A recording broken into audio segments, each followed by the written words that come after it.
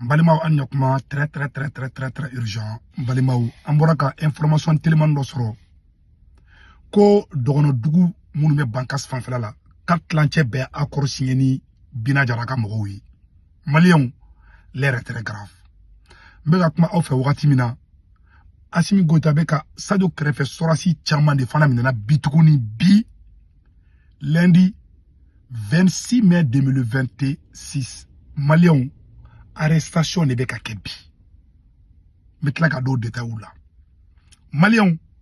menda e mentigla di dogono dugula attaquer mon kera Mali sorasu matugu demede dugula don obligera di ka son ka accord signé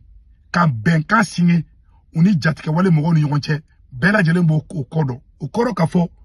ko anga dugula den chama ne be ka ta fara binaka mogo kan bi Malion sofle awuli kenefle aw ni anga jangala je nyofe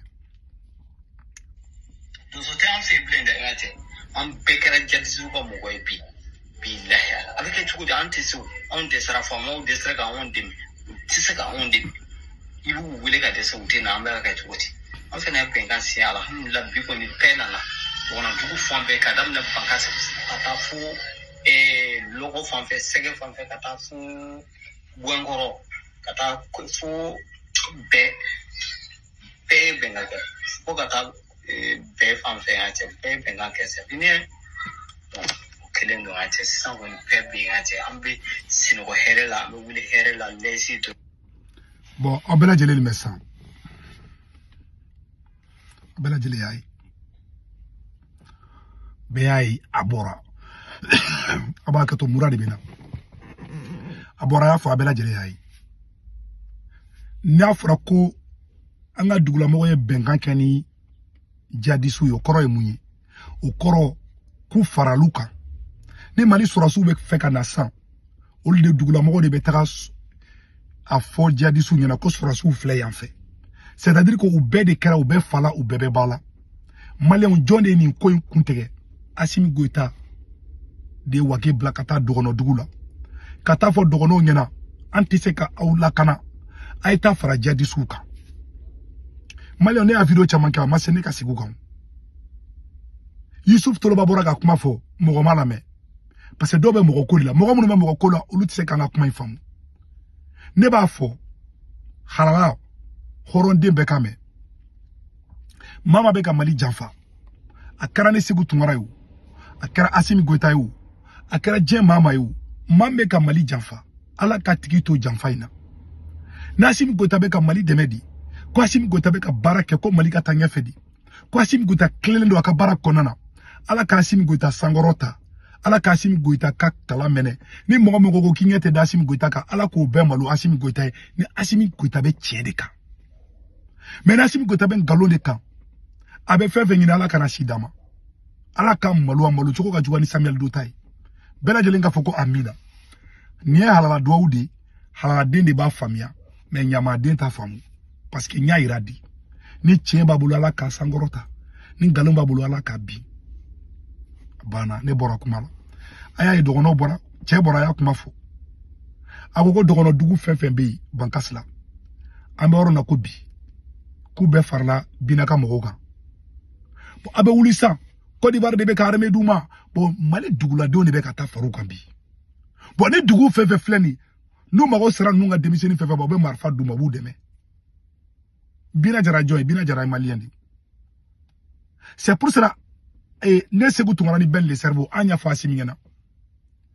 Mali surasi Mali mo be surasi million kelen de la ali Mali me dumunu keshie kelen kile kono anga se nga jamana sécurisé anya ni fa Assimi ngena Assimi maso ambulu anya proposition kew anta te kambe wuli ko Assimi ko ga gwanyi non sala me ka kuma ta ga da Mali on ka ta kalaje et puis en yaro chayeni kuma fo chaya kuma wero fo anga jango fana na metuguni welti suge tundo la wati la bora ka fambe da shenu mo kono ko mu yimbi kanke ko afeni ulo bena do ga dugu la bota do tangati afeni lere duran welti suge re ga dugu kono fuka abul atege kai ka pana mo ko mi fuka sen pizaro akadugu kono billahi ala me aflele bi a chien segeda alma na bela dile bega benga kesi bi kunu bankas logo sege sure dugara gana sogu tutu bela dile tara benga ke kunu bela dile kuma me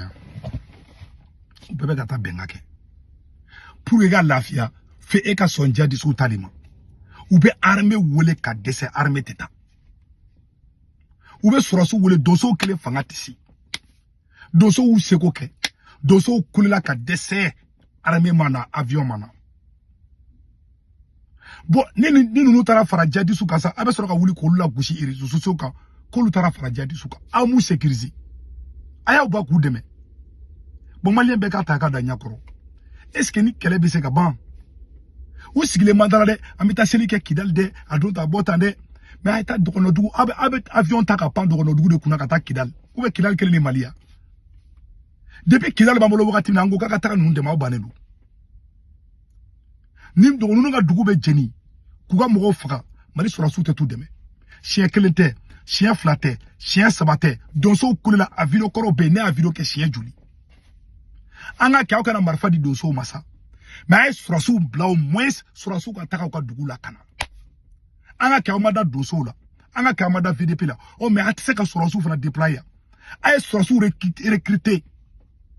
aka formation militaire nyuma ka surasu ma million kele ako blaka taka mali fan be ka sécuriser au banoma milliard bi segon be show fo tele la o tigu temene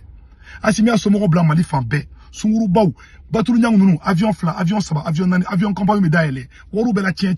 o waru be se ka surasi joli de recruter problème quel est mali kono bi c'est le manque d'effectifs ne ba fo bela jelingana do so ya chama fo noël tesuge de la ka kuma ni fo anga janga noël tesuge ga kuma me avore voilà akuma flani nego terrorisme tika anfa ka bayna région kono ne asebe atiki bebse ka tala inga kon Facebook ka ne ko fagali mimbi ka keni terrorisme tika anfa ka ne o fokum na ne de badon wa odeni terrorisme aw ma fuike munu ya ansena ambulo sirika di aw mande munu de bika animbo su anintle no e mali famoli mafle di masi ayafo ango mali famoni terrorisme teke bi nyogon bolo mo bora ka annen ko tseka ke o terrorisme bora ka confirmer ça ma be fle Yusuf to lo bora ka kuma o bo dugu munu fle nu tara fara terrorisme ka sa o mo ko lon ul de terrorisme na baraka tuguni ka dugu to kele ko imbe tendew bo asimi de fana ordre de koko ke Yusuf to lo bora mo la avertir la ou be ka ba gouverneur ma ou préfet ou maire ou olu chite asimi nu nommé non nous tara jenyoga kani jadi so muna asimi tu genga bu place la chien joli dogono be gi plaigner kuga nyamogo munu be dogono dugula kuni tero be ka barake dogono be ka fobi ko surasu ni tero ku bengano ku te senyogoma on muna o surasi munu be ko ke asimi to surasu boy katani surasu warawi ça veut dire que asimi de kuma réalité de flair ntese ko tumara kuma gain nte kabe asimi fa ta asimi fentoi ali shini na asimi changera ne bafo banga barake tien kan horonyaka ne ta odoroni et puis amen fana nya information no fana soro ko soro asinya mo ko chama ni minele mbebi ko asimi go ta soro asinya mo ko chama minede bo iru flani négocier ni tero nunu ni général Amadou Toumani Touré afo bo ale be ga négociation minke ko dugula mo ko kata fara binaka mo ko kan o dugula mo ko mbeta forgo o lubetla ku demedi o dugula dem fana betla kata marfa de takata fara jadi suka kamali kere ko une conséquence de Amadou Toumani Touré afo général Amadou Toumani Touré afo Angola mais pour qu'on ne rentre pas dans les négociations. Parce que dès qu'on commence à négocier, nous sommes dans une position de faiblesse. À moins que nous ayons des moyens militaires appropriés pour nous permettre de régler le problème avec tous les risques que cela comporte. Atite yafo. Qu'on ait une négociation dans l'année Moronouye, qu'on y blale point faible de là. Ibu kelani marfadi. En tant que général, Amadou Toumani Touré afo. Kibu kelani marfadi de. Kuma befle. Aya befo. Nogo bora kuma la peu. Donc, il y a une information de France que un haut gradé, voilà, un haut gradé de l'armée malienne et plusieurs officiers, voilà, un général plus quelques militaires maliens viennent d'être arrêtés par Assimi Goïta. Donc, quand Sorasi, Assimi Goïta, Floka Boga Sorasi, Tchaman Badi Minetuguni. Arrestation, ça de Kerefe Sorasi, fin, baby. Aïe, Assimi Goïta avec Atlantia Ben Minebi. Aïe, une information sur 100. Moi, ben, frère. Quand Assimi Goïta be arrestation, Matuguni.